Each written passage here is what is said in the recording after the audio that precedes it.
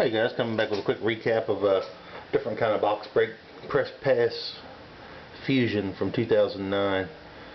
You get one autograph and one autograph for memorabilia. They got baseball, football, basketball, NASCAR, wrestling, MMA, Olympics.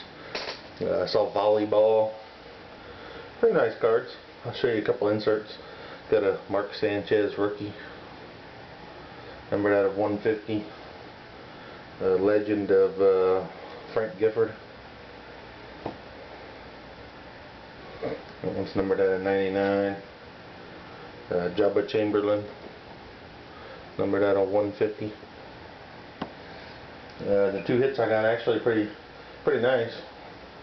You got a race used fire suit of Jimmy Johnson, numbered out of 65. That's pretty nice. Don't collect NASCAR, but still. And a real nice green, numbered out of 50, of Randy Couture autograph, the natural. So real nice. Blowout cards had a sale on that clearance sale, so I figured I'd pick one up and give it a try. So that's what I got for you. Thanks for watching.